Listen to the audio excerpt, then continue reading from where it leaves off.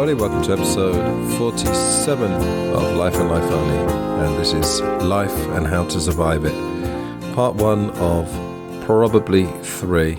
Pretty sure that's how it's going to work out, and obviously you'll have seen the title of the podcast as you're listening to this. I'm recording this on a nice sunny day. We're getting a proper bit of spring here in England. This is a book by Dr. Robin Skynner and John Cleese. Robin Skynner is a therapist.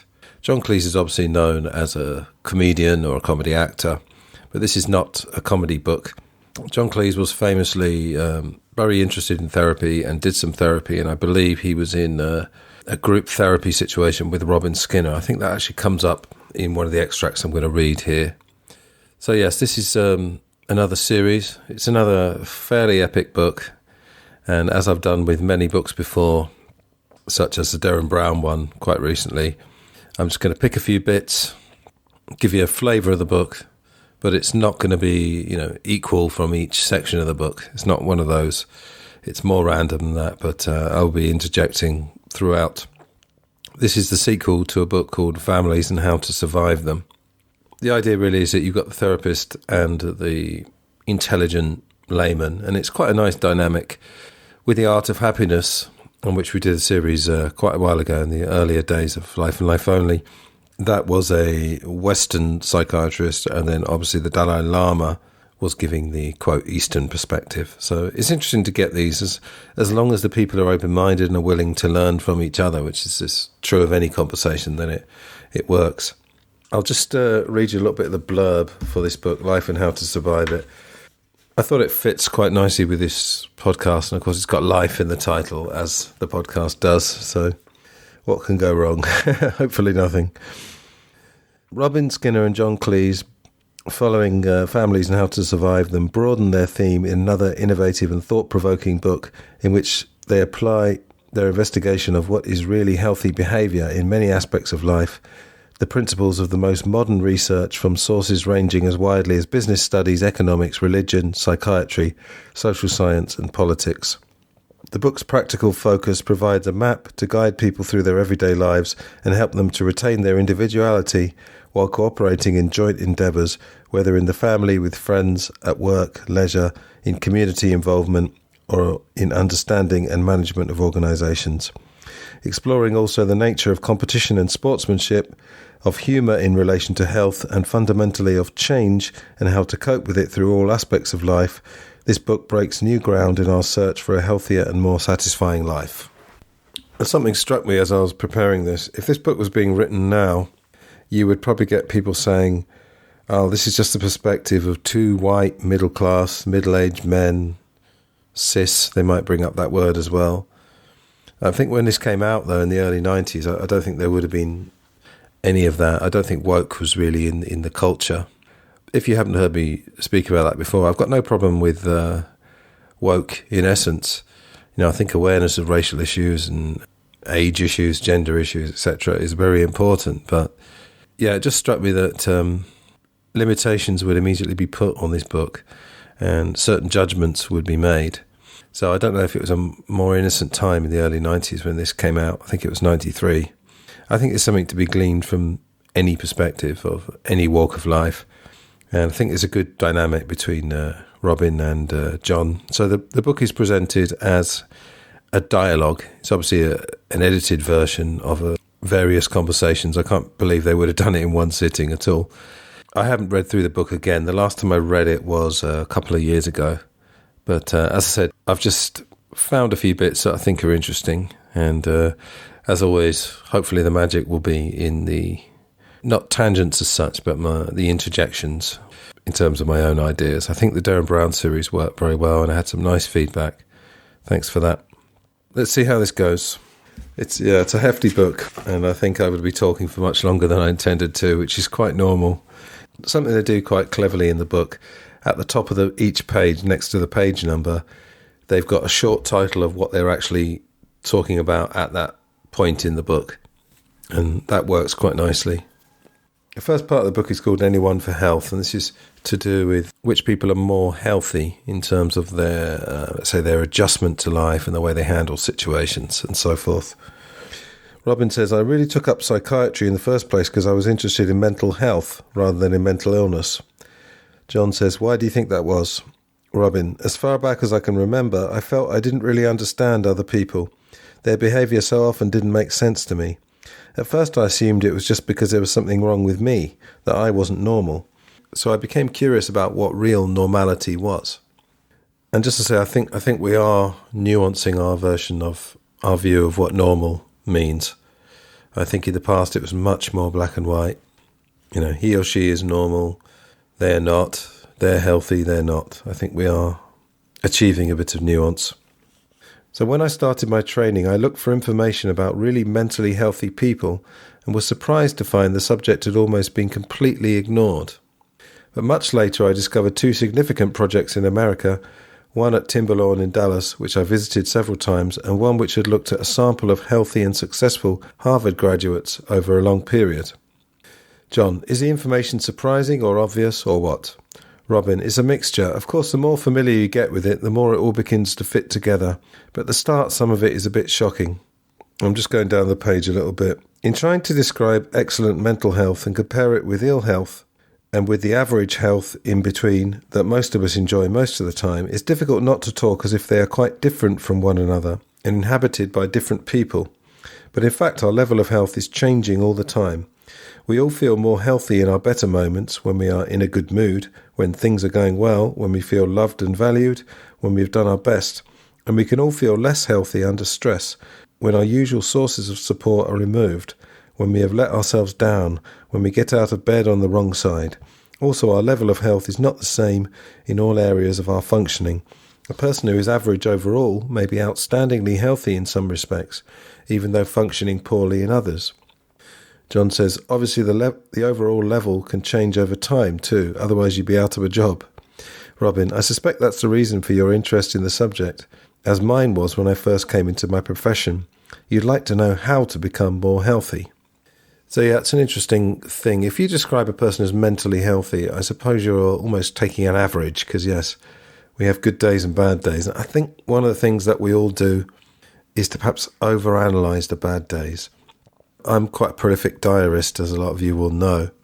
And sometimes when I have bad days, I feel like I want to write down what's happened. But then, because the bad days are kind of similar in the sense of I know when I've been triggered and when I've had a bit too much stress and when I've reacted badly.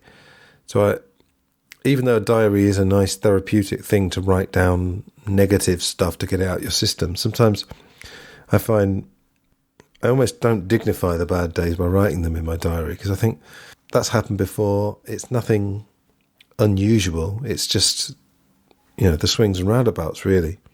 And I would say that just don't overthink the bad days, because it's pretty normal, really.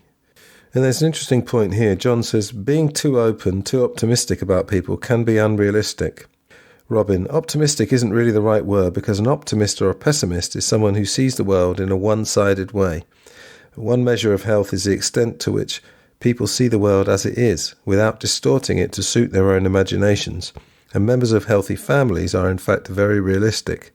They know people can be good and bad, so they're not easily deceived. But they accept people as they are, taking the rough with the smooth, and they'll tend to give the benefit of the doubt to people who appear unfriendly at first. They'll reach out to strangers in an open and accepting way and won't immediately withdraw if they don't get a warm response back. There's lots of nice animations in this book. I won't describe them all because it's kind of boring to you. If anyone does buy this book, hopefully it will have, your version you buy will have these animations in. They're quite funny.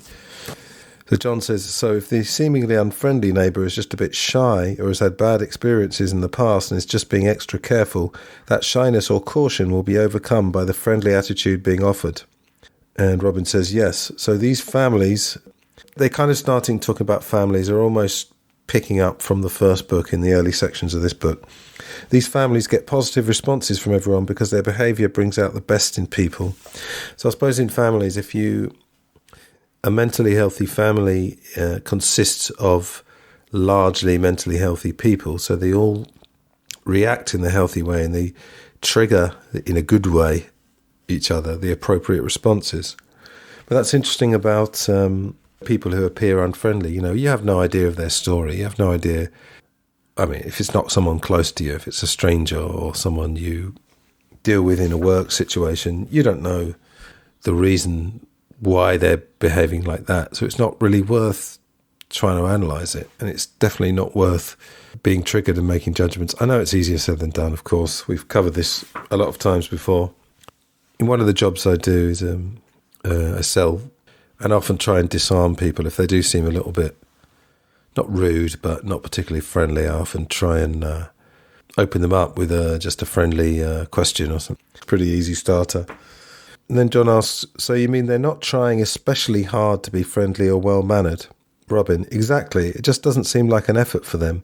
You don't get the impression that they're putting on an act in order to get a rewarding response, as you sometimes do with people who've done courses like the Dale Carnegie training, or who are religious in the sense of trying to be good people by sticking to the rules, by following the book. Dale Carnegie, of course, wrote a famous book, How to Win Friends and Influence People, which is mentioned in this book. I like his second book, How to Stop Worrying and Start Living. I got a great deal from that book. Really healthy people don't behave as if they're giving goodwill away in the hope of getting it back again, although of course they do get it back. It's much more as if they have an abundance of well-being and enjoyment that they can just afford to be generous, like very rich people who give large sums of money to charity, knowing they'll always have enough for themselves anyway, so they can scatter it around a bit. Has been described as a philosophy of plenty. John, and of course the reason for a lot of good behaviour is that we want to gain and maintain people's approval. These people sound as though they feel so good they don't need to seek other folks' approval much. Their friendliness isn't manipulative. Robin, no, it seems more spontaneous. They'll enjoy the approval of others, of course, but they don't have to set out to get it. It's interesting, if you work in an environment where you're serving the general public, it's such a weird thing. We talk about this quite a bit in the discussion group I have here in my town here. Why do we need people who are just selling us train tickets to be nice? Okay, we don't want them to be nasty, but when they're quite matter of fact, why does it feel like something's missing? Why do they need to smile and pretend that they care? They don't have to care about everyone who buys a train ticket from them. It's a weird thing. Why do we need it? But I suppose just spreading a bit of happiness in the world, it is fairly easy in small gestures, and it probably just makes everybody happy. It doesn't have to be like massively genuine, Now, John asked Robin about average family. So whether it's a family or an individual, it kind of works in the same way. As I said earlier, families tend to trigger off certain behaviour in each other, good and bad. Robin says, average families have an attitude to human nature which is basically a bit mistrustful. Of course, this is carefully disguised most of the time, but underlying the outward expression of politeness or friendliness, there's nearly always a somewhat cautious, guarded, calculating attitude. It's as if we feel that the supply of good things is quite limited, so we have to be constantly on the lookout to see that no one else takes our share. There's more of a what's in it for me attitude, even with a spouse or a child, let alone a neighbour or a stranger. Relationships are fundamentally viewed almost as if they are business arrangements, with the people involved watching to make sure they're getting exactly as much out as they put in, or even hoping they might get a bit more, make a little profit. Yes, I mean, I have said before, I don't know if it's on a podcast or just in daily life, that I think relationships do have to have a certain amount of equality. You know that old thing about when you think of a person, you think, if I didn't call this person or didn't contact this person, would they ever contact me? And I have had relationships in terms of friendships that are like that. And after a while, I did discontinue the friendship, and I did it just by not contacting the other person sometimes, and they didn't contact me. So I suppose that would prove the point in a sense. But at the same time, what he's saying is that the opposite isn't great either, in that you're almost needing equality. Like, you need that if you do a good turn for someone, that they will hopefully acknowledge it, but maybe do something back to you. And that's perhaps not too healthy. It's almost like having a score sheet, Oh, I've done you 3 good turns this year and you've only done me 1, so you owe me 2, that kind of thing. Relationships are interesting and sometimes maddening. Okay, carrying on. Let's talk about healthy families. And Robin says, the second important feature is a lot more surprising. I remember when I first read about it, it gave me quite a shock, and it was a while before I got used to the idea. The love, in inverted commas, these families have in such abundance is rather different from what the rest of us mean by the word. One meaning of love is a desire for closeness, but closeness can mean two things. It can mean enjoyment of intimacy, or it can mean dependency, feelings of being attached to another person in such a way that we find it quite hard to do without them. Indeed, for some people, it can even mean clinging, needing each other badly all the time, with a lot of suffering when the other person isn't around, which of course causes possessiveness and jealousy. John says, so what's so surprising about the love of the healthy families? Robin, it involves closeness and distance. They're capable of great intimacy and affection, but they also feel self-sufficient and confident and free, so they don't need each other desperately. When they're apart, they can cope perfectly well. Indeed, they can enjoy themselves thoroughly. John says they don't miss each other? Robin, well, it depends what you mean by miss. They'll certainly remember the partner warmly. They'll enjoy thinking about them and the good feelings that arouses, but they won't miss them in the sense of feeling miserable, of not being able to enjoy the other good things which are there in front of them at the moment. Yeah, a very interesting point again. I don't know if you've ever been in a relationship with a highly neurotic person, but they are essentially almost addicted to the person that they're in a relationship with and completely dependent. And, there's all kinds of guilt feelings which are projected onto you if you're not around all the time. It's very, very difficult.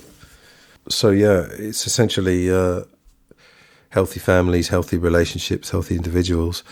There's a distance, there's an ability to do things on your own and not need the other person in a compulsive way. There's nothing wrong with needing other people. We need human beings in our lives on many levels. But this kind of dependence and addiction almost, as I said, is very, very tricky to deal with. So John says, if a couple are emotionally independent, when they're together, they won't feel constricted by each other's needs. They won't have to be careful what they say or do in case it threatens those needs, so they'll be freer to be themselves. Robin, and that's the same as giving the other members of the family the space to do their own thing too, so they won't hang around each other like dogs around a dinner table, worried they might miss something. Yeah, I suppose there could even be a bit of FOMO, fear of missing out, in the more neurotic relationships and families.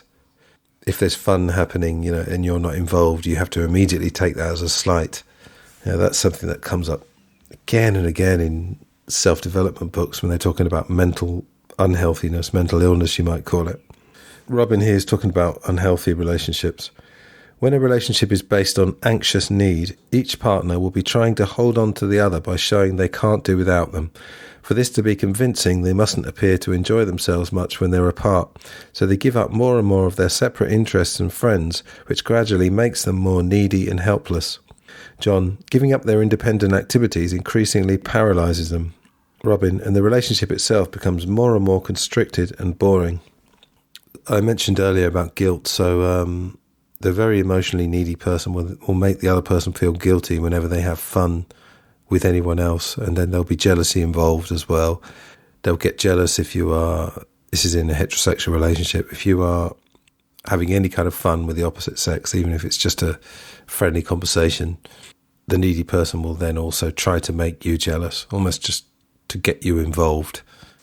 It's a very interesting field of research. In the Derren Brown book, in the series I did, towards the end, there was a lady, I think she'd had a cancer diagnosis, and she was talking about the last stage of life. Now, following on from that is how people deal with someone in their family dying, or someone close to them dying. And there seems to be a more healthy way to grieve as well. This is Robin talking about something that happened to him. When my wife Prue died 5 years ago, I found that the sorrow I felt about losing her also had a joyful quality in it when I remembered the good life that we'd had together.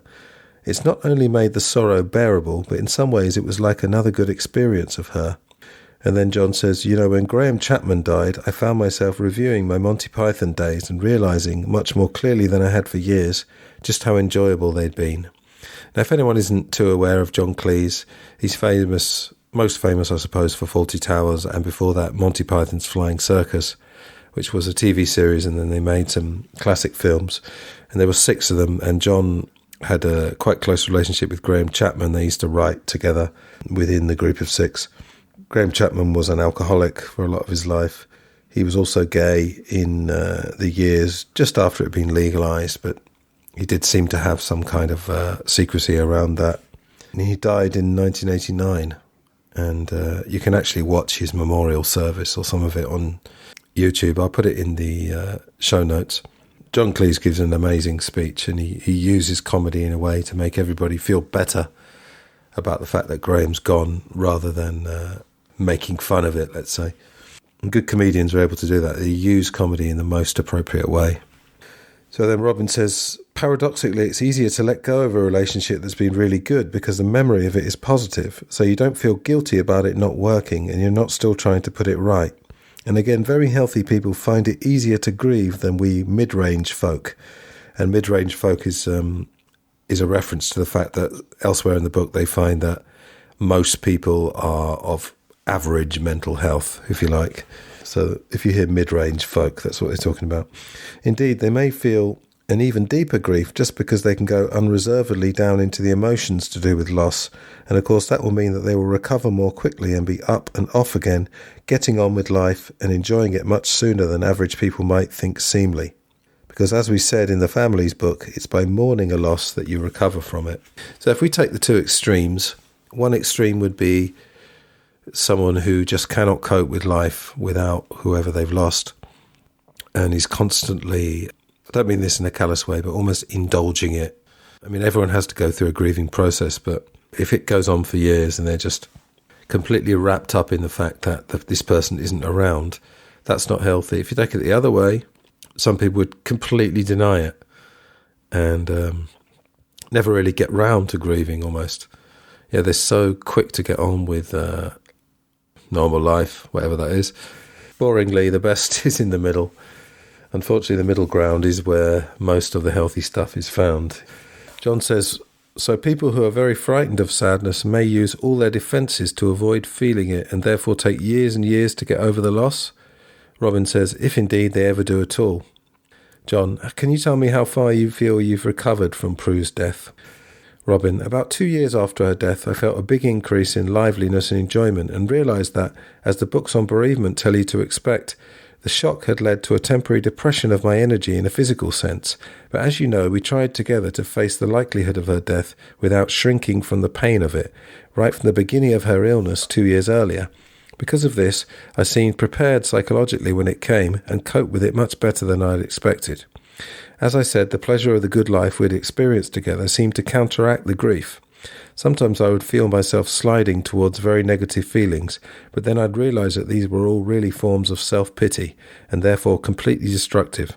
They were all about myself, and nothing to do with her, so I didn't give them any encouragement. So what I called indulgence, he's calling self-pity there. In his case, of course, he's saying that his wife had an illness, so the two of them together, they had time to almost prepare for when she wasn't there. That's obviously quite different from a sudden death. I think what we're getting to really is, in a way, there is a practical side to the emotions of grieving, if that makes any sense. I think if you just fall prey to the emotions and you just let them, you give them full rein, I think they can overwhelm you. I think, unfortunately, you do have to be quite practical about it. And I don't think there's anything wrong with being practical. Okay, I'm going to move forward a little bit here. We're still talking about these open families, healthy families, and then their opposite. He says, where families have a history of lingering chronic resentment due to unresolved conflicts, family members will end up keeping their feelings to themselves so as not to make things worse. In fact, if you don't admit problems, they stay unexpressed and therefore unresolved. Robin, that's right. So in these healthy families with their open communication, everyone knows where they stand. They get a good idea of what others in the family want, how they feel, what they enjoy, and what things they're unhappy about. John, and I suppose constantly hearing exactly how everyone else is feeling teaches them to understand others better, so they'll become better at tuning into other people's feelings. Robin, that's right. So they avoid many of the things that you see in less healthy families, like people speaking for each other, with everybody mind-reading everyone else and getting it wrong. All the research, like my own clinical experience, indicates that this freedom to be yourself, to express your innermost feelings, is very characteristic of the best functioning families. Yes, mind reading is one of the things. I'm sure this has come up in other podcasts. One of the signs of neurosis is making predictions about the future. I think it was called crystal ball thinking, and also reading a lot into people's behavior. Now, when people are tired or stressed and just not feeling particularly balanced, they might say or do things that may be their true feelings coming out, or it may simply be a reaction. It's almost like the argument about when someone gets drunk and they perhaps start mouthing off and saying nasty things, which some people do when they're drunk. Is that their real feelings that the alcohol has triggered? Or is the alcohol, which is essentially a small amount of poison and hops, is that almost poisoning their personality temporarily? I don't have the answer to that. It's something I've discussed it on the John Lennon podcast, because John Lennon was a quote-unquote bad drunk. He often did nasty things when he was drunk. Please, everybody, just don't mind read people around you. Don't come up with these narratives. Or if you do come up with these narratives, as our minds tend to, don't give them too much credence, because you don't know how people are feeling and what their motivations are at a particular moment. So, I think ignorance is bliss there. This is such a long book that I'm having to skip forward through bits that I was going to talk about, because none of us want to be here for the rest of our lives. There's a lot here, folks. Right. Again, they're talking about loss, and this subsection is about transcendent values. This is Robin. People can lose all their loved ones, as in a war or a terrible event like the Holocaust. Yet among those at least fortunate enough to escape death, many are severely damaged emotionally by a devastating experience like that, while a few, amazingly, are somehow even able to grow and gain strength by the way they engage with it. They are somehow carried through it by all the values they live by, what people usually call faith. John, Viktor Frankl, the psychiatrist, went through Auschwitz and Dachau and realized that many people who had been lucky to survive had been sustained by a faith which enabled them to retain a sense of meaningfulness even during such an appalling experience. So he devoted the rest of his life to developing a method of therapy, logotherapy, which concerned itself with helping people to discover such a sense of meaning for themselves. Now, there is quite a lot of research about meaning being almost love from others and meaning being two of the most significant markers to mental health and happiness.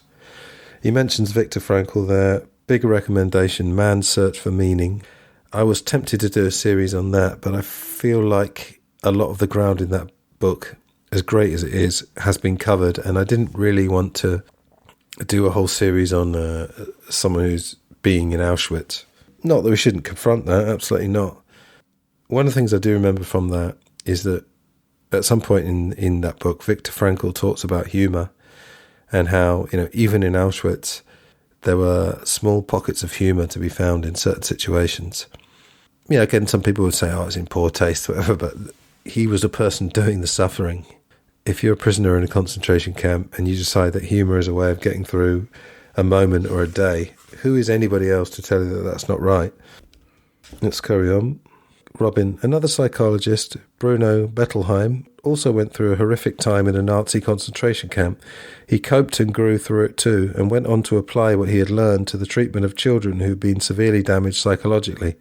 His books are immensely moving and inspiring.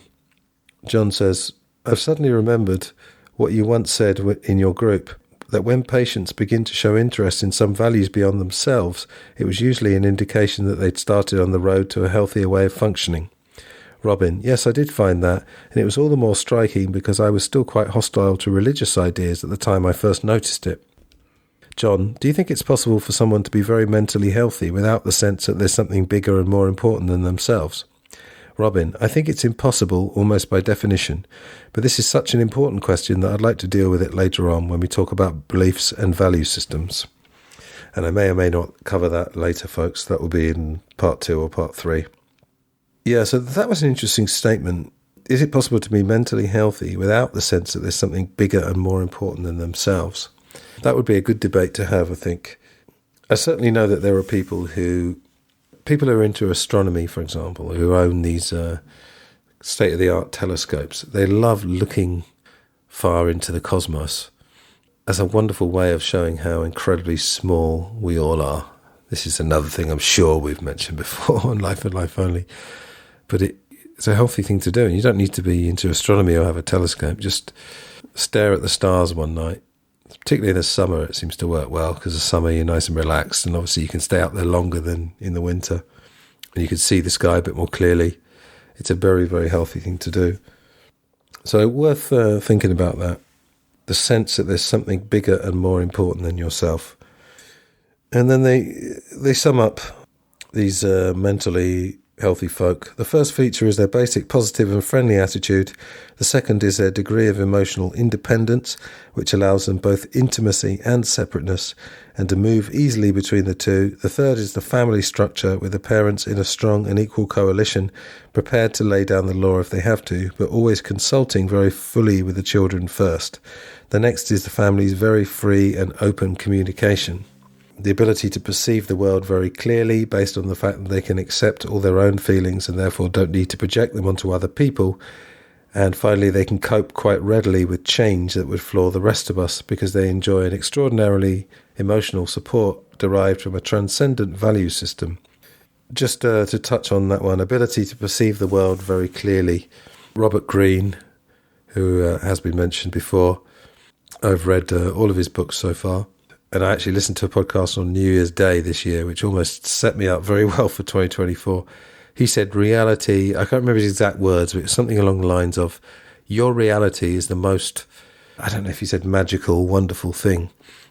Let's take the most extreme examples, okay? Nazi concentration camp, Gaza at this particular moment. Let's say you're someone who's been evacuated to Rafah in Gaza.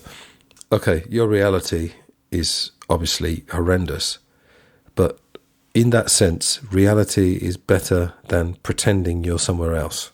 So accepting your reality is the best thing for you at that time. Now, most of us are not going to be in that situation. I don't want to put labels on people. Let's say you come from the West, you come from a fairly affluent country, developed country, perhaps you're middle class, perhaps you're not. You've got certain advantages, and your reality in relation to the rest of the world is pretty damn good. Okay, you might have problems. People who have serious problems, like if they've had a cancer diagnosis, that's pretty serious. But the majority of people, thankfully, I would say the majority of people listening to this won't be in one of those situations. Will be in a reasonably lucky situation in the lottery of life, let's say. And that reality is the best thing you've got. And being realistic is a wonderful thing. I agree, it's the best thing you've got in terms of your mental health.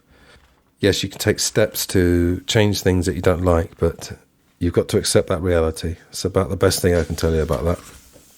So they've talked about mentally healthy and unhealthy people and families. So let's talk about these mid-range folk, which is most of us.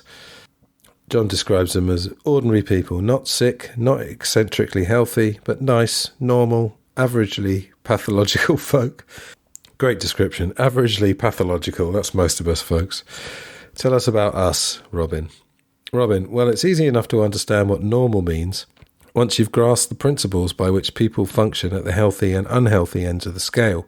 Normal people, quote unquote, are simply in between the two. We've escaped from the confusion and fuzzy boundaries of the most unhealthy level and achieved a certain clarity about who or what we are. We can see other people as separate with feelings of their own, and we've learned to control ourselves, to fit into society and play some part in it. Robin says, yes, some societies do show a higher level of mental health than others. But in the developed nations, at least, research suggests there's about 20% at the bottom of the scale who find life a major struggle, about 20% up the other end, and then the rest in the middle. So call it 60% if you want to put a figure on it. John, can you really say anything useful, though, about such a wide spectrum of people? Robin, you can make some generalisations, even though you have to allow for whether they are higher or lower in that mid-range part of the scale. John says, you go on and I'll try and relax and move up the spectrum a bit. So John does use humour in this book. He's not cracking jokes, but he's just saying things in a humorous way. Robin, let's get back to the concept of people having mental maps that represent the world more clearly or less clearly and how it works. As we've seen, members of the least healthy families have very fuzzy ideas about where their own personalities end and those of others begin. We average people have avoided that degree of confusion. We've reached a higher degree of stability by being clearer about who and what we are, which feelings belong to us, and where our boundaries are. We therefore possess a more clear and consistent idea of our own identity. We've achieved some stability, clarity, and order. John, and no society could work without that, so that's good. Yes, but the trouble is, deep down, we're not really confident about our ability to hang on to what we've gained. We're still anxious that we might lose that stability and clarity if we don't hold on to it tightly. So everything in us, our attitudes, opinions, ideas, beliefs, principles, are kept firmly nailed down, as it were, in case it all comes loose and starts floating about again. Think what it's like when you're mastering some new skill. At first you can do it only if you concentrate and give it all your attention, because you easily slip back into making mistakes. You feel good while you're getting it right, but it's still a big struggle to maintain it. You can't relax. It isn't exactly fun. John, it's like acting a scene before you really know the words. You're always thinking ahead or checking that you haven't just gone wrong. You feel that if you ever relax for a moment, you'll blow it. Average health is always being a bit watchful and seldom totally relaxing, whereas the very healthy families have mastered life skills to a point where they're so confident they can let go and simply enjoy what they experience. So I suppose if you're mid-range, rather than looking down at the mentally unhealthy people, which you might want to do because it makes you feel better, you would perhaps want to look up to these particularly mentally healthy people and say, what are they doing that I'm not doing? And John is right that it's a spectrum. You know, it's the same as I think madness is a spectrum. Bipolarity is a spectrum. And you just want to move yourself just a bit further up. From just reading that, and what I already think anyway is, I am a life coach. I do use this podcast to some degree to promote my life coaching, and I have garnered a few clients from it. But I also advocate self-coaching, working on yourself every day. Because it seems like from a lot of the stuff I'm reading here, you might get to understand from listening to it that a lot of this is preparation. If you are going to lose someone in your life and you know it's going to happen in advance, you can prepare for it. But let's be honest, we're all going to die. So in a sense, this might sound a bit strange, but we can almost start preparing now. And I don't mean preparing in a practical sense, but realizing our own mortality and trying to get to a position, no matter what age you are, when, in fact, if something did happen, you would be prepared for it, mentally prepared, in the sense of just having a perspective on life and death. We covered this a lot more in the Derren Brown series.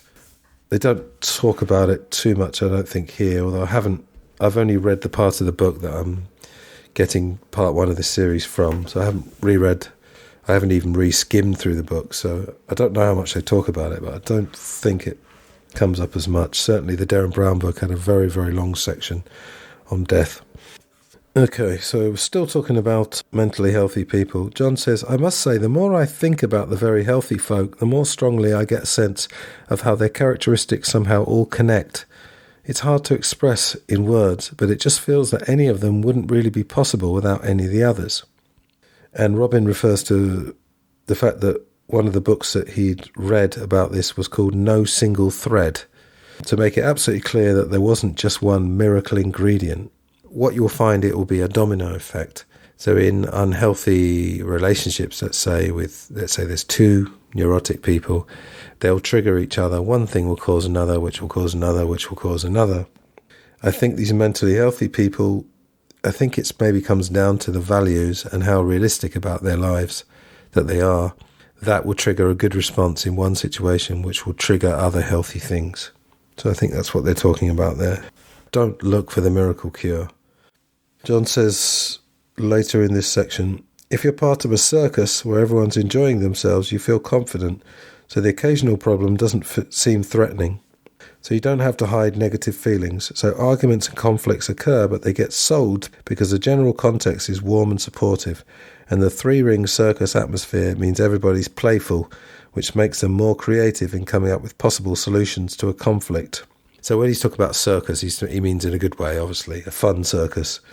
Because the word circus can also mean that something is disorganised and a bit of a mess. Now, I've mentioned about neurotic people. So let's have a look at neurotic defences. John describes them as, he mentions a few things like projection, paranoia, saying your own limitations are really other people's, or blaming your limitations on them, masochism, hypochondria, acting out, which means giving in to your impulses without any reflection about their meaning or their consequences, so that you don't suffer any conflict or frustration. So, neurotic defences. Robin says, they're ways of trying to cope with unusual stress and anxiety, which are typically used by mid-range people. So while they involve distorting or not fully facing up to reality, they at least pay some heed to the needs of others, thus helping us to fit into society. For instance, repression means pushing uncomfortable ideas and thoughts to the back of the mind where we pretend they don't exist most of the time. Very similar are isolation and intellectualization. In the first, we repress the thought but not the feeling. We might feel anxious without knowing why, for example. In the second, we do the opposite and remember the thought but forget the feeling connected with it. We might imagine doing something violent without the violent feeling that would normally accompany that. In displacement, we shuffle around our thoughts and feelings. A man might be angry with his boss, but avoid the danger that the boss might notice it and fire him by feeling angry with his wife instead. And finally, reaction formation, which is a kind of leaning over backwards to avoid feeling some feared emotion or impulse by emphasizing the opposite one. For example, we might adopt an uptight, prudish attitude to keep our sexual feelings in check, or a touchy pacifism to build up a barrier against our own repressed but violent anger. I mean, just in that one paragraph, there's so much. It goes through a few signs of neurosis or types of neurosis. I often think they should create a list, of 40 signs that you're neurotic. Even just things like leaving the house and being convinced that you've left the oven on, or you've left lights on, or you've left the fridge door open. That's quite a classic one. Because I think by knowing these things, it might make you feel bad if you tick too many of the boxes, but you can also work on them. I think that might be a useful thing to come up with. I might even come up with that myself, who knows. John says, what's the harm in all these mid-range defences if they help to show consideration for others? Robin, the problem with them is that they all damp down our emotional response and therefore lead to a somewhat flat, joyless, tightly controlled kind of life. John says, now the $64,000 question, what are the mature ways of dealing with real stress? Robin, well, one of them is anticipation. You reduce the stress of some difficult challenge by anticipating what it will be like and preparing for how you're going to deal with it. So this goes back to the grieving. I'm going to say grieving in advance. That sounds so horribly clinical though, doesn't it? But preparation, because you've done your homework, as it were, you can relax a bit because you're more confident you can cope. For example, having insight into yourself helps you to predict how you might respond and to consider the consequences. It's one way that psychotherapy makes people's lives more effective and enjoyable. Then there's suppression. Instead of repressing a frightening feeling and pushing it out of awareness, you hold it in check and bear the discomfort of feeling it. That means you're more likely to be able to work out how to handle it, given a bit of time. Yes, interesting.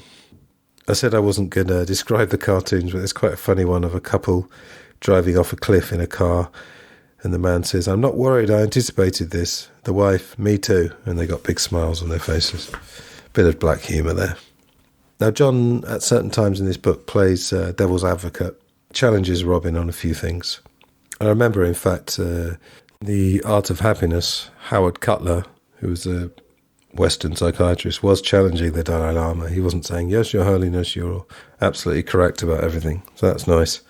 Yeah, so to John saying that this sounds a bit dreary, Robin says, I think the word suppression is an unfortunate choice because it does carry associations of heaviness and passivity, whereas really it means being able to hold your fire, to wait and choose the right moment. Containing the emotion like this can actually increase its strength, so you can feel very alive, full of energy while you wait, choosing the moment to let the emotion explode into action. And then he carries on with these neurotic defences. Sublimation, finding other ways of expressing problematic emotions and impulses which not only feel satisfying but which are socially acceptable and perhaps creative. One example is altruism, which can be seen as vicarious pleasure, enjoying doing for others what you would enjoy being done for you. That's an interesting thing. I mean, some people do transform neurosis into doing good for the world. Now, of course, if they are highly neurotic, they might take it too far in the sense of some activists that I've come across they try to hammer their points home a little bit too much, and they can't really accept people that can't see what they can see. For example, about the reality of the world. You get this quite a lot in conspiracy culture, which, as in any culture, is a mixture of healthy and unhealthy people. You know, the outer truth side of this podcast has been tackling that, the idea in the culture that through this phrase conspiracy theorists, it's essentially saying that everyone in conspiracy culture is mentally unhealthy, which is not true. So transform your negative feelings into something positive for the world, and altruism, doing things for other people, is something where everyone wins. You know, there's nothing wrong with the fact that you're doing it partly for yourself as well. Now, Robin does mention humour here. Humour can be regarded as the highest of these defensive processes. And John says, if using mature defences means not avoiding reality, not avoiding our own uncomfortable or destructive feelings by projecting them onto other people, but on the contrary, taking the full blast of life in the face, does this make these mature people happier or simply more responsible? Robin says, definitely happier. And he refers to a study, this was the Harvard students. When he asked these men 25 years after they'd left Harvard, he asked them a lot of questions about happiness, their jobs, their health, their marriages, and particularly whether the present time was the happiest period in their lives. And what he found was that happiness was 4 times as common in the men who used the more mature defences. Moving on, then they get to discuss Eric Berne's book, Games People Play, which is a very interesting book. I'm not sure whether I would like to recommend it, although now I've mentioned it, a lot of you, I guess, will be interested because I've said it's a good book. It actually gives names to games that we all play with each other, and it's related to what's called transactional analysis, which says that any interaction is in fact a transaction, even if it's not intentional and even if you don't realise it. You've got parent, child and adult. And so in a given situation, it could be a boss giving a bollocking to one of their staff, reprimanding them. So you might get there a parent-child, depending how it is delivered. So there's a subtle difference between parent-child and adult-child. But we all play different roles, often depending on status, for example. But that is a book, if you're interested in that kind of thing, in psychology, it's a good book. It's just that, in a funny way, I didn't really want to retain all the information because I didn't want to then go through my life just wondering, what does this person want? Even if they're just saying hello, to me in the street, or my neighbour saying, how's everything going? You could start to think, what are they doing? Then it gets back to this overanalyzing, which we've said is unhealthy. Now, John says, do the parent and child parts of transactional analysis correspond roughly with the superego and the id that Freud talked about? Robin, they're similar in some ways. Freud, of course, thought of people as made up of 3 parts, id, ego and superego. The id being the spontaneous, unrestrained instincts and desires that we associate with childhood. The superego has similarities to Berne's parent, being made up of all the social rules and values and prohibitions learned from parental figures in childhood. A kind of parent sitting on one's shoulder, telling you what you should and shouldn't do. Just forgive me, folks, one more description of an animation. A guy at a bar saying, my id needs another drink. And the barmaid, I take it your superego is driving. That's a little example of how, the id is reckless. Think of animals. Animals are basically id. They have certain instinct to protect themselves, but they are also wild. We all enjoy letting our id out to play, our wilder side, our unrestrained side. But obviously to negotiate life, you do need the more boring superego. And then John says, what's the ego doing? Robin, the ego is the executive machinery which tries to find acceptable compromises between id and superego, between the more childish and the more parental parts. What it's trying to achieve corresponds roughly with Berne's adult. Or to put it yet another way, and very roughly, id, ego and superego correspond to what we mean in ordinary language by desire, self-control and conscience. John says, are you identifying feeling the emotional life of a person only with the child part of them? Does this mean there are no adult emotions? Robin, a person who is capable only of emotions and desires and has no self-control or sense of responsibility towards others surely is still operating like a child, whatever their age. But if the other parts of the self develop as we grow older, the emotional life will change and become less extreme and violent, more subtle and rich. Where there's a high level of health, these three aspects of the personality are all well developed. The person is aware of them all and can use them all. Such a person is in touch with their emotional life, can feel deeply and be spontaneous and creative, and they could do that because they feel safe, confident that they can control those feelings when they need to. It's almost like a person being able to enjoy the 2 drinks they can have, even though they're driving, knowing that they have the control not to drink more than over the limit. Perhaps driving isn't the best example because there's a very concrete limit. Let's say that someone can enjoy a drink knowing that they're not going to go over the threshold where they might become a bad drunk. Maybe they've had some experiences where they have 3 or 4 drinks, 5 drinks, whatever it is, and something comes out which they don't feel is their real personality. It's more the demon that comes out through alcohol that we talked about earlier. So they can enjoy it knowing that they've got that restraint and control. And as with anything, you need a mixture of the 3. So I'm going to leave you to do your own research there. Look up Freud, id, id, ego and superego. And what we're looking for is a balance of those. Now, they do start talking about humour and more specifically laughter. This is very interesting because, again, a lot of books you'll read will tell you that regular laughter is not only important, but some might even say fundamental. I'll put in the show notes, if it's still on YouTube, this is John Cleese himself in India going to a group that practices what they call laughter yoga, which is essentially it's a laughing club. And I challenge you to watch and listen to them laughing and not laugh yourself. See if you can do it, because it's very contagious. Robin says, here's Darwin's observation. Laughter occurs when 2 incongruous ideas set off 2 contradictory postures or tension patterns in the muscles, corresponding to 2 contradictory emotions. John says, you mean a collision of different tensions in the muscles caused by 2 contradicting emotions or ideas triggers laughter? Robin, if the person is surprised, Darwin emphasised. Then he said you get a convulsive discharge of muscular energy. Right, that's all quite wordy, isn't it? When you find 2 things that seem to contradict each other, that often produces laughter. And Monty Python used to play on this. They'd have an authority figure like an army general or something, and then he'd be talking in a very superior and serious way, and then the camera would pan round and he'd have no trousers on or something, even something simple like that, or saying something ridiculous in a serious voice. Reference Glass Onion on John Lennon, episode 99.5 that we put out on April the 1st. Most people got the joke. Have a listen to that, and we're trying to deliver we're trying to deliver ridiculous things in a very serious and earnest voice. John says, it certainly releases tension and relaxes us, but why does he emphasise surprise? Robin, I think it's because if we aren't taken by surprise, we can protect ourselves against the loss of control that the explosion brings about. John, yes, because laughter's involuntary, isn't it? It's very hard to laugh convincingly if you're faking it. But what's all this got to do with the purpose of laughter? Robin says, to explain that, I need to talk about 2 different ways in which we relate to the world.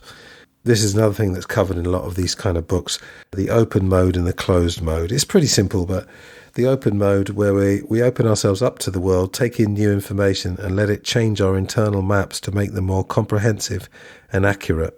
And I suppose that corresponds to laughter in the sense that you need to be open to being surprised in a humorous way. I'm sure very serious people can still appreciate humour and jokes and laughter, but because they're more uptight about it, it's almost like they're protecting themselves against an involuntary emotion. The closed mode, not surprisingly, is the opposite. Some action has to be taken. We give our attention to achieving some particular goal, so temporarily we narrow our focus and stop taking in all the information around us. Playing devil's advocate again here, John. If you're attacking a machine gun nest, you shouldn't make a particular effort to enjoy the scenery. Robin, right, or even to see the funny side of what you're doing. So although the open mode sounds rather attractive, we need the closed mode too on every occasion when we need to act. So again, balance of the 2. It's what conquering this crazy thing called life is all about. John says, so doctor, how do we escape from the closed mode? Robin, well, occasionally certain strong positive emotions can stop us in our tracks and make us open and reflective. Experiencing awe and wonder have that effect, whether it's in a religious context or just a sight of great beauty or possibly witnessing some moving event. The postural changes associated with these emotions are more towards relaxation and widening our awareness rather than focusing it. John, we are left open-mouthed. Robin, yes, such experiences dissolve tensions and leave us slack and receptive.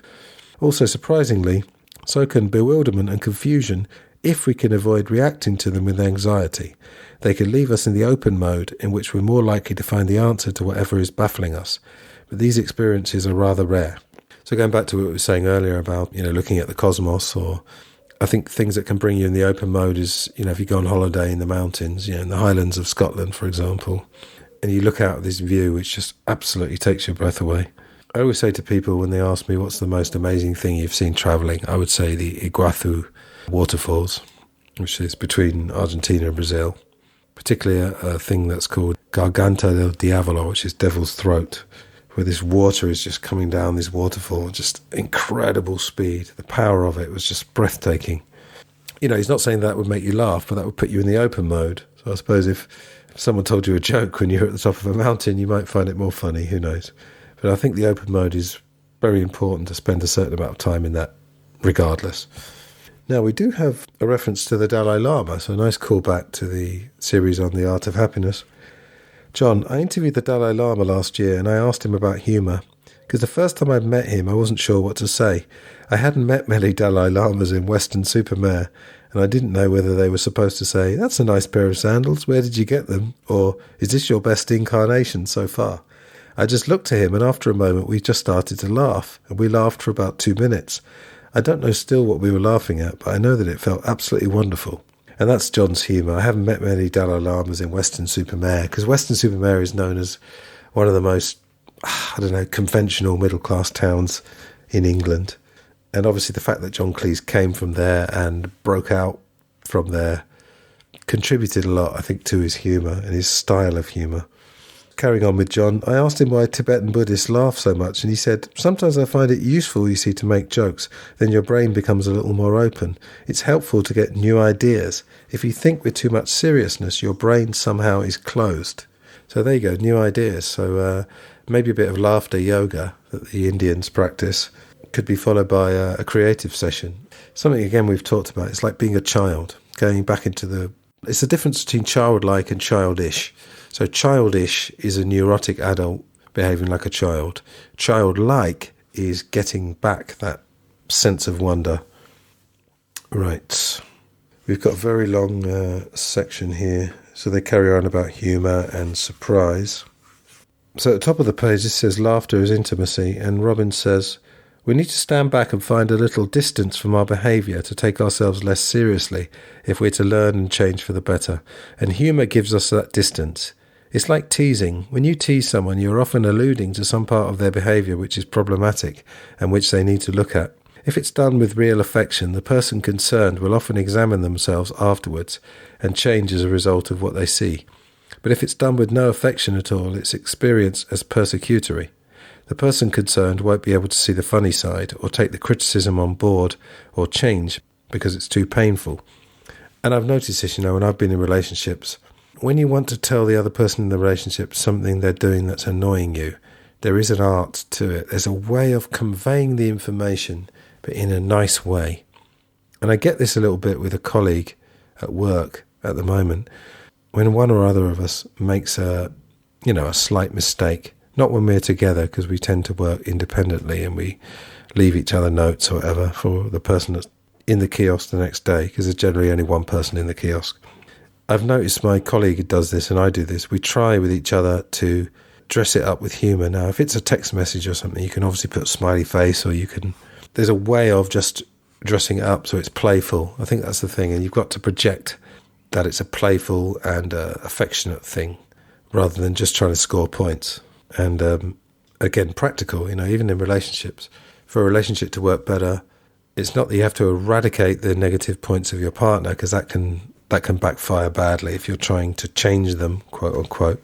But just pointing out things in a nice, humorous, playful way can get real change. And now John says, "Incidentally, do you know which group of people always have the best jokes? Salesmen.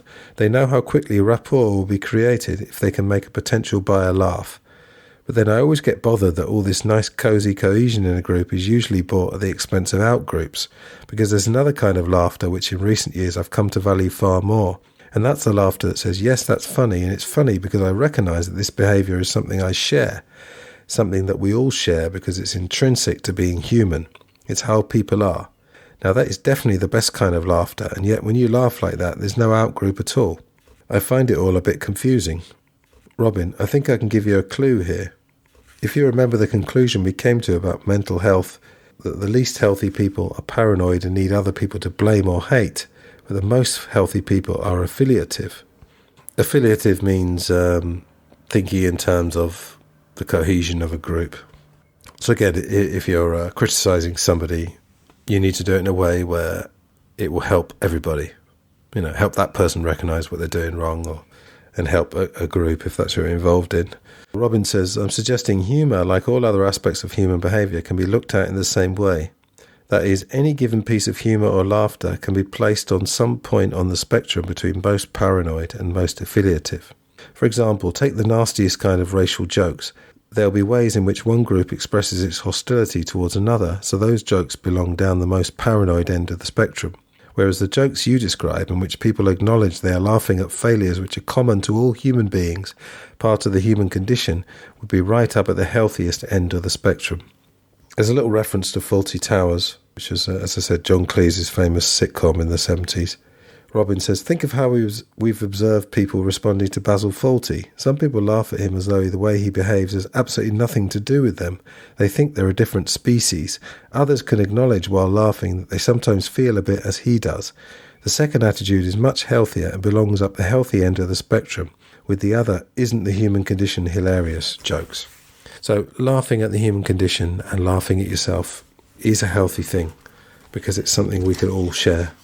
There's some talk here about school. So again, if you think of a class as a teacher being the parent, and then he might have 30 children. That's why teaching is so difficult. That's why I don't do that. I generally teach adults, because teaching a group of 30 children, particularly if there's a couple of rebellious ones that egg on all the others, it's very difficult. Now, John Cleese was a teacher. He says, I know from my own 2 years as a teacher that kids hate two things, being bored and inconsistent discipline. And they hate them so much that they'll do anything, including armed insurrection, to get either situation remedied. Robin, so the teachers set a good example by preparing thoroughly for classes to keep pupils engaged in productive activities and prevent chaotic situations developing. Usually the teachers are able to spot trouble coming and will deal firmly with it, if necessary by punishment. But in general, criticism and punishment was found not to be the most effective approach in studies in this area. In fact, in schools where there was a lot of it, behaviour was worse, and as far as possible, the approach is based on encouragement and praise. John, would you agree that praise is the best motivator? Robin, yes, there has been some extensive research which shows that to be true. But I think most of us know it for ourselves. Encouragement, support and interest from a parent or teacher who likes us generates keenness and energy of a more complete and sustained kind. Combined with fear of punishment, it helps us to give the whole of ourselves to the task rather than just dodging criticism. They talk also about bad teachers controlling through fear. I think a good parallel is the teacher and the boss. So a lot of people, they might have had a bad teacher at school, so they will react badly if a boss at their job tries to lead or command, if you like, in the same way, maybe using fear or using negative emotions. Kids also pick up on cues amazingly well, but adults in a job will do the same thing. If they start to believe that, in a way, they're almost expected to behave a certain way, this is more with kids at school, they will play up to that. So the important thing is that if you are an authority figure, if you're a teacher, you're listening to this, or a boss, or a parent, your subordinates, in inverted commas, will be picking up on a lot of what you're doing. And there are subtle messages you're giving out, often without realising it. Body language is a big part of that. They do talk about body language at some point in this book. Don't know whether I'm going to cover that or not. Right, then they start talking about choice of jobs. John says, when people choose a particular job, how much are psychological factors affecting that choice? Robin, very strongly. People tend to be drawn to their type of work and to organisations that are compatible with their own psychology, quite automatically, in the same way that they choose their partner. Of course, as in getting married, there are lots of other factors influencing the decision too. But the search for a psychological fit at a deep level is always there, though most people are more or less unaware of it. John, you mean they'll try and choose an organisation that's like the family they grew up in? Robin, yes, in the sense of one that operates on a similar level of health, according to the principles we discussed earlier. So a more healthy person will tend to choose a more healthy work environment. A less healthy person will be drawn to a less healthy situation. And, maybe someone who's grown up with a domineering parent or teacher or both may well unconsciously want a domineering boss. That's an unfortunate thing. That's the kind of thing that is worth recognising in yourself. And if you want to change it, then there are ways of doing that. You don't have to fall into these patterns. Unfortunately, patterns get established, healthy and unhealthy patterns, and you've really got to recognise them deeply if you want to change them. Otherwise, they do have a habit of continuing. Now, John says, does that mean that people who start their own business are going to hire people who are like themselves? Robin, there's certainly a very strong tendency for that to happen. John, well, I know many businessmen say that each organisation has a personality of its own, but it hadn't occurred to me it was a personality of the founder. Robin, obviously a powerful new personality may come in and change the feeling of the company, but then the company will come to resemble them. Either way, over time, the people further down the hierarchy will usually come to reflect the attitudes, the values, the philosophy of those at the top. John, so organisations will have attitudes, ways of doing things, values that are very like a family's. Robin, indeed, the corporate culture parallels a family's personality in many ways. You remember how much information people can pick up from each other unconsciously, leading to an immediate sense that someone is right or not right. If someone is being considered for a place in an organisation at a relatively important level, there's going to be a lot of exchange of information first, and plenty of opportunity for each side to be unconsciously guided by these kind of intuitions. John, as well as by the more conscious and rational stuff. Robin, of course, all that will be going on too, but the unconscious stuff is very powerful just because it is unconscious. And they refer back to when they were talking about falling in love. It's not something I read for this podcast, but obviously there's lots of unconscious factors related to attraction.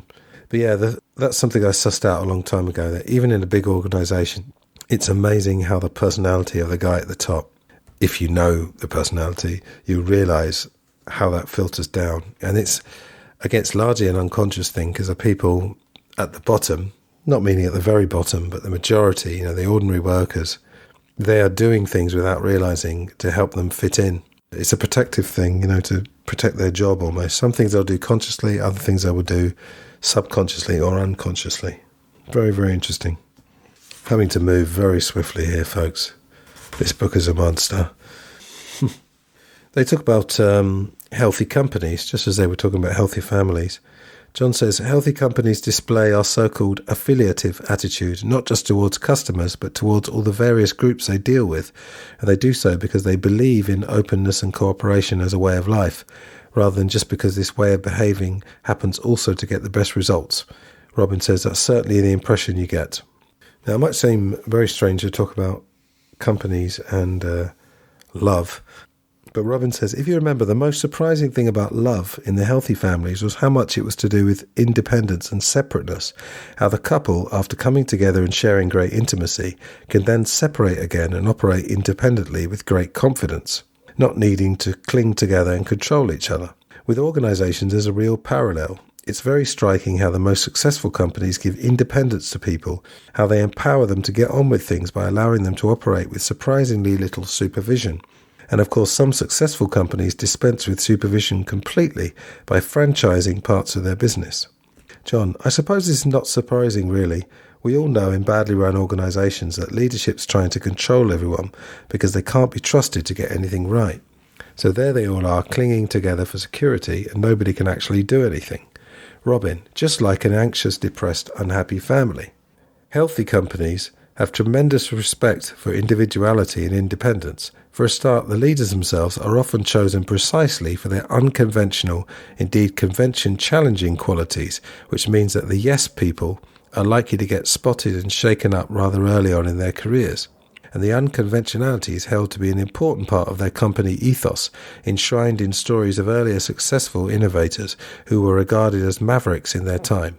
In the same way, unconventional attitudes are respected and sought out when recruiting new staff, and once they're part of the company, individuals of this kind are protected and supported, and indeed often championed by one of the serious people. John, despite the fact that mavericks are often trouble. Robin, exactly. Alas, nice conventional people don't tend to be so creative, so healthy companies are very happy to buy creativity and innovation at the price of a little nuisance. That would depend on the company to some extent. Obviously, if it's a creative company like a TV channel or a magazine or something in the arts, perhaps, you'll probably need more mavericks. But again, you will need a balance, because if you've got all mavericks, it's probably not going to work. You need the quote-unquote boring people as well to balance it out. Now, I like to find points in the book where they sum things up, because it's a nice shortcut for me. So John says, to sum up, in healthy organisations, love manifests itself as respect and consideration for individuals, a willingness to employ unconventional types of person even in high positions, and a very non-controlling attitude towards the small groups into which the healthiest organisations structure themselves. That was another thing that they bring up, the fact that possibly the optimum number in a group should be probably between 5 and 10. 5 or more, you get that nice diversity. I'm not talking about racial diversity, I'm talking about diversity of personalities and attitudes, etc., and skills. And up to 10 can kind of work. If beyond that, perhaps you'd have too many cooks spoiling the broth, as they say. Right, this section is called Authority and Confidence. Robin says, we're all much more prepared to try something new if we know that someone who we trust is in charge. In a way, it's what therapy is about. A therapist is trying to give patients new experiences, new ways of looking at things which are alarming to them just because they're so new. But patients can risk trying the new experience if they can trust the therapist to contain the situation, to provide the safety net. Just like in a healthy family, where you can see the toddlers becoming more and more confident precisely because they can trust the parents to exercise firm control if necessary to stop them from going too far. So to add to our group of, whether it's bosses, parents, teachers, you can add therapists or, if I may say so, life coaches. Because when I do life coaching, it's a very important part of it, navigating some choppy waters and making the coachee, the client, feel that they are happy to go there. I have a duty of care, so to speak, and, it's important. But, life coaching is not therapy, as I've said many times. If you're dealing with someone who has severe depression or severe anxiety, obviously a therapist would have years and years of training to know how to navigate that in a way that confronts it, but in a gentle way. So it's very important. John says, I find this interesting because our attitudes to authority go very deep. Some people are basically for it, some are against it. Yet in healthy organisations, people accept authority quite willingly because it's being exercised well. But when it's not, people spot the fact pretty quickly, begin to resent it and become obstructive, which to the authoritarian-minded looks like further proof that their subordinates are difficult and uncooperative and untrustworthy, which obviously justifies a more authoritarian approach. So he's talking about, a vicious circle. So again, let's take a teacher, for example, with an unruly pupil. The teacher doubles down more on ruling by fear and punishment, which makes the pupil, the child, want to react more. When you've got a rebellious subordinate, again to use that word, and a very authoritarian, old-fashioned authority figure, that's a recipe for disaster. The next part is to do with encouraging participation and sharing of ideas and so forth. John says, there are other blocks to open communication. We hold back because sharing information can mean sharing our power, and sharing our ideas can expose us to ridicule if people don't think they're any good. There's a general fear that we may not be right and that people will think less of us. Robin, that's true. So it's all the more important that the attitudes of the boss and the kind of atmosphere that he or she produces should work to reverse that feeling and encourage participation. As you know, I do a lot of film reviews, and we talk a lot about how the personality of the director rubs off on the rest of the cast and crew, and it creates a certain atmosphere. So if we take two extremes, Otto Preminger, ruled by fear, and someone like John Carpenter or the Coen brothers. Most people who work with the Coen brothers, they'll say, and Carpenter, that they create a nice open atmosphere and a fun atmosphere. So, you're solving problems, but in a light way. Now, John refers to a film called A Fish Called Wanda, which, if you haven't seen it, I highly recommend it. If you like Fawlty Towers particularly, it's a sort of extension of that character, a bit of calmer version of Basil Fawlty, but with a few of the same mannerisms and phrases that he uses. It's a really great film. We've reviewed it before on Real Britannia. Maybe I'll put it in the show notes, since this is an episode that's a lot to do with John Cleese. So John says, when we were setting up A Fish Called Wanda, I thought about how to do this. So first, I very consciously tried to make all the individuals feel confident, trusted, and good about themselves. That wasn't difficult because they'd all been handpicked and my feelings were genuine. So it was just a question of making sure that they knew how I felt. I hoped this would free them to say anything that came into their head to anybody without feeling they had to check every thought before expressing it in case it was, quote, wrong or silly. But more than that, I tried to break down the barriers caused by the lines of demarcation between people's jobs. You know how territorial people can get, professionally speaking. It's a defence. Nobody questions anyone else's area of expertise to make sure nobody else questions theirs. I decided to try to remove this block to good communication by setting an example. So from the start, I asked everyone for suggestions on the script. At the very first read-through, the assistant director suggested a very good line, so I just crossed out the one I'd written and wrote in his. Some of the folk there were pretty startled, especially the Americans, but then it energised everyone. But the point is that inviting people into my territory meant they didn't resist me if I trespassed into theirs. It was like a deal. They weren't territorial because I wasn't. Really good stuff. I've been a manager of a shop before, and it is very difficult to strike a balance. You want to be a nice guy, nice and chilled, relaxed, but you can't let people run amok.